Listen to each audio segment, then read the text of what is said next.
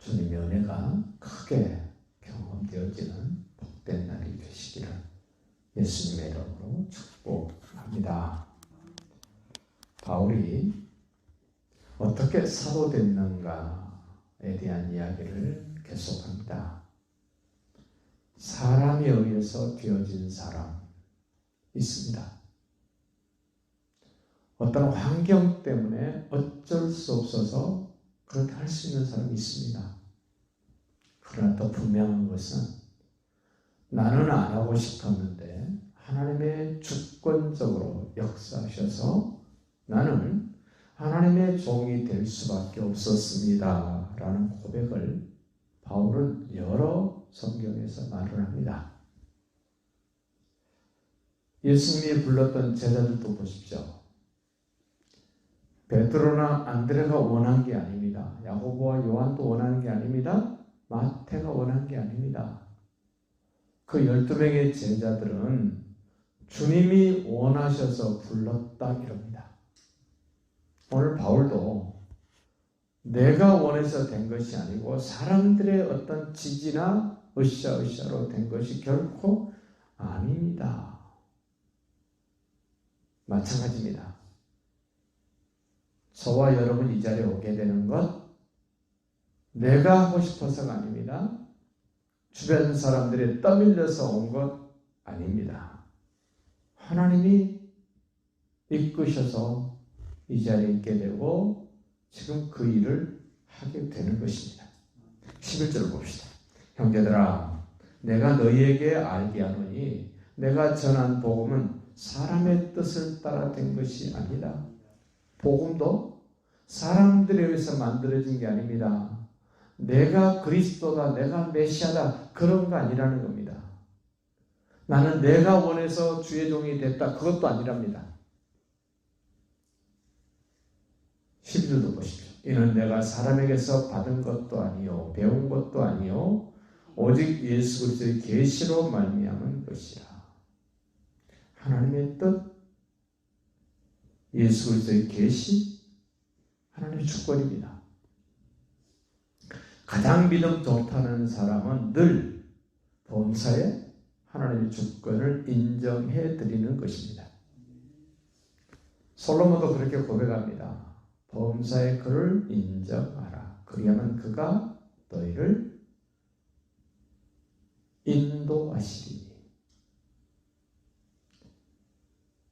특별한 경우만 그분의 주권을 인정하는 것이 아닙니다. 내 마음대로 될 때, 좋은 일이 될 때만 인정하는 것이 아니라 고통스럽고 힘든 상황이 됐을 때도 하나님의 주권을 인정하시기 바랍니다.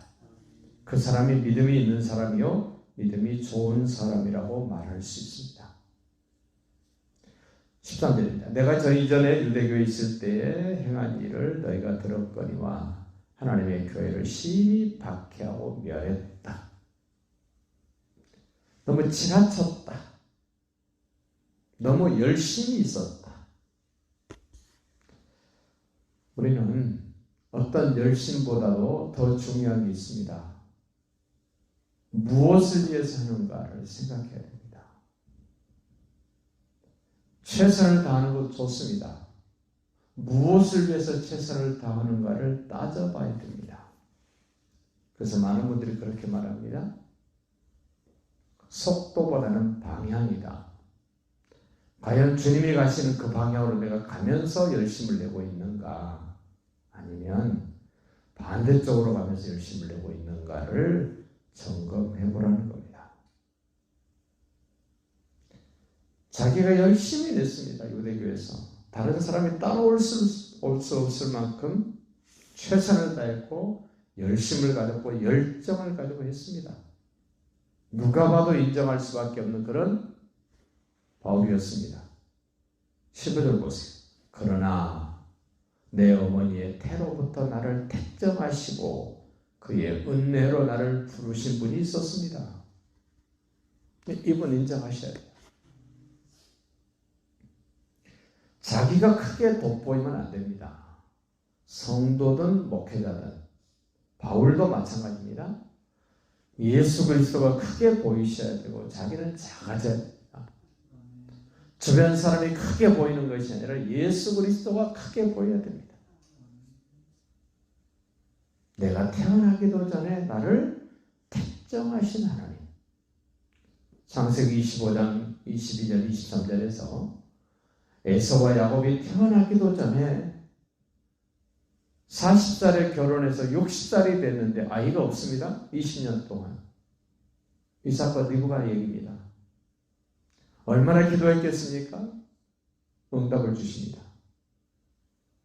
네 뱃속에 두 민족이 싸우는도다. 큰 자는 작은 자를 섬기리라. 그 내용을 몰랐던 야곱은 먼저 나오려고 예를 쓰지만 그렇게 안 됐습니다. 태어나기도 전에 하나님의 주권적인 선택입니다.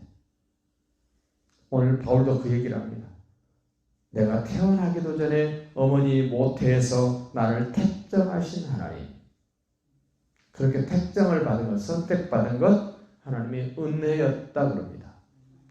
은혜가 크게 보여지시길 바랍니다. 은혜의 가치를 크게 인정하시기를 바랍니다. 은혜를 작은 것으로 시시한 것으로 생각하는 신앙, 건강한 신앙 아닙니다.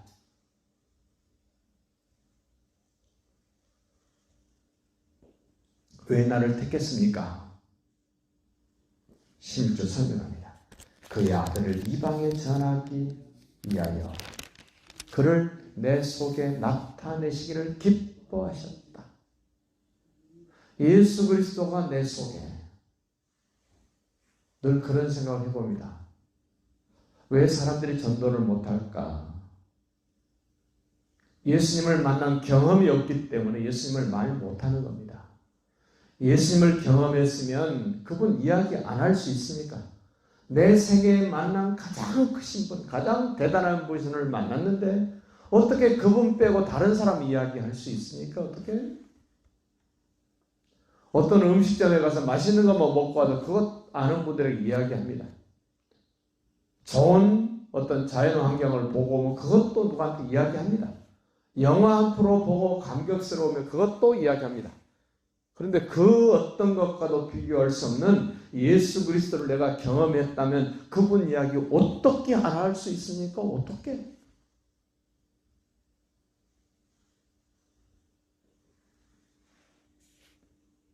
이렇게 예수 그리스도를 경험하고 예수 그리스도를 전해야 될 사람은 혈육과 상의하지 않았다.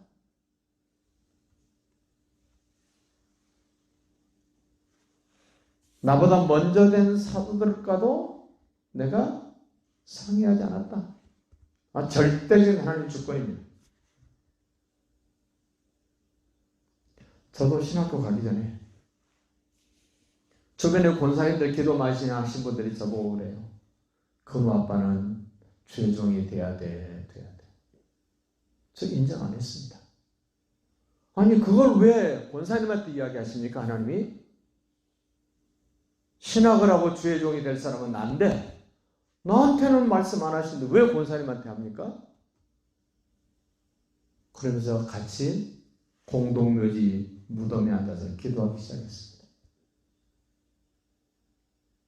하도 주변 사람들이 그러니까 집사람은 둘이 오살리 기도에 올라가서 금식을 합니다. 다른 분에게 말씀하지 마시고 저에게 하세요, 주님. 그럼 제가 어떤 반응을 보일 거 아닙니까? 그때 조금 전에 불렀던 옛날에는 356장이었어요. 지금 216장이지만 성자의 귀한 몸. 그 찬송을 부르게 하시는데 우주보다 더 큰 손이 제 머리를 더 덮는 거예요. 그러면서 이사야 40장 10절 말씀을 주시는 거예요. 몰랐죠? 그 말씀도. 집에 내려와 보니까 신학교 원서가 와 있어요. 저는 신학교 어디 있는지도 몰랐습니다. 하나님이 저에게 이 일을 하게 하시기 위하여 저에게 깨달음 주셨고 말씀 주셨고 증거를 주셨어요. 지금도 성자의 귀한 몸 찬송을 부르면 제 마음에는 눈물이 있어요.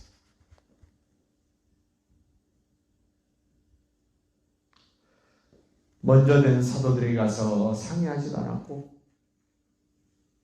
내 가족들과도 상의하지 않았고 하나님이 하시겠다 그러면 오케이 됐습니다. 하나님 그대로 제가 따르겠습니다 하는 그 모습이었어요.